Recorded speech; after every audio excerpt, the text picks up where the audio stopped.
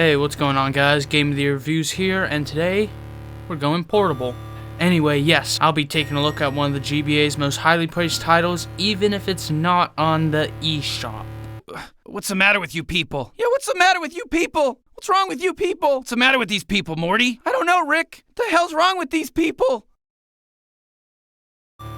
Well, anyway, Metroid Zero Mission was released in 2004 for the Game Boy Advance by none other than Nintendo. This wasn't really an original, but more of a remake of the original Metroid to get players invested into the series after the astounding success of Super Metroid and the GBA's first Metroid title, Metroid Fusion. Zero Mission took the core design and story of Metroid 1 and turned it into a game that flows, feels, looks, and sounds way nicer. Let me tell you, if you've ever tried to navigate Metroid 1's dungeons, yeah, it's a clusterfuck. Anyway, this remake was very welcome to all Metroid fans, so let's see how it stacks up now. For Zero Mission's story, I'll just go over what the game itself tells us.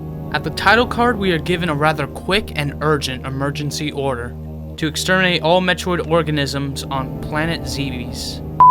To exterminate all Metroid organisms on planet Zebes. On planet Zebes. On planet Zebes. On planet Zebes. Yeah, you know what? You can call it whatever you want, alright? Alright, I'm trying to record here. The room's pretty hot, okay? I can't turn the fan on. YouTube. Oh my, you know what? I can't have a fan on. I can't have a fan on, or it's gonna sound good. But you know what? You pronounce Zebes, Zebes, blah, blah, blah. Why can't it just be all SR388? That's easier to pronounce, you know? Why can't you just call it Metroid Land? Just give me a name that's easy to pronounce. And finally, to defeat the mechanical life form Mother Brain. That's really all the game itself gives us, but some Metroid lore is common knowledge to gamers by now. Mother Brain is the leader of the Metroids, and we play as Samus, a kick-ass bounty hunter. I think that's all we really need to know, and the game agrees that the story should be short, sweet, and to the point. I mean, what Metroid really excels in is giving us an incredible atmosphere. Spoiler alert, Samus is a grill.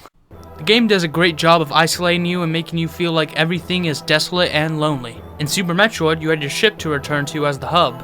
In this game, there is no hub. In this game, it's not the same because the ship is really far away and sometimes you don't even know where you are or where it is. You're constantly finding new save points and areas to explore, dangers lurking around every corner. When you get a new item, there are obstacles around it that teach you its applications and limits, i.e., the power grip. There are platforms that teach you how to use it, but you can also morph ball into tight spaces from the grab. However, with all these power-ups comes a downside. There's too many.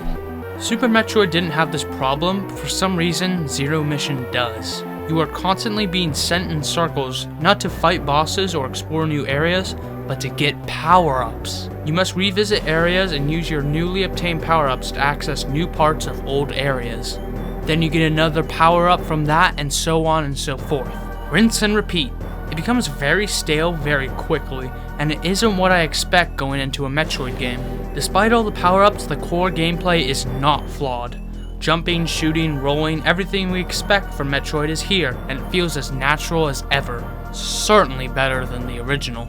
Finally, let me mention the boss battles. Some of the best in Metroid history. Bosses are fun and have a lot of neat tricks and patterns to keep the gameplay fresh and rewarding. They are the best way to test your skills and really feel a sense of progression once you beat them and take the guarded power-up. They're scary, intense, and incredibly difficult. I'd go as far to say this has the best crate fight from any Metroid. You learn to fear the bosses and make sure you're stocked up on all your supplies once you get to the end of each of the maps. Who knows where the next boss is lurking. In summary, the gameplay is great, but does have its flaws in comparison to other Metroid titles. Zero Mission's presentation is outstanding for the GBA. Colors are vibrant, music is crisp, and enemies look as terrifying as ever. For a game that takes place inside of a planet, they do a great job of making each area unique and not claustrophobic. Unlike Metroid 1 once again, all the enemies are scary and look like they pose a threat. The bosses are colossal and frightening, and Samus herself looks as badass as ever in action. The soundtrack is similar to that of Metroid Fusion, with all the music doing all it can under the limitations of the GBA, while still setting the right moods for all different areas. It also consists of a lot of remixed versions of Metroid 1's music. the most solid part of the original game. Everything from the original Metroid is heightened to its best form and does the game a great justice, making it one of the most solid looking and sounding games on the system. Although not the longest or most in-depth of the Metroid games, Zero Mission is definitely a title that can stand on its own. I didn't feel the same magic I did when I was playing Super Metroid or Metroid Fusion for that matter, but I'm not really sure which to blame. The game itself or the source material, Metroid 1 in this instance. That piece of crap.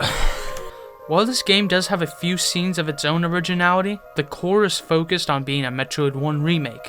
It's hard to stack this one up against its predecessors and fallen games, but I'd say this title is worth playing. It's a ton of fun, does a great job remaking its source material, and is a necessity for any action platforming fan out there. Metroid Zero Mission gets a 6 out of 10. Well, that's Zero Mission for you.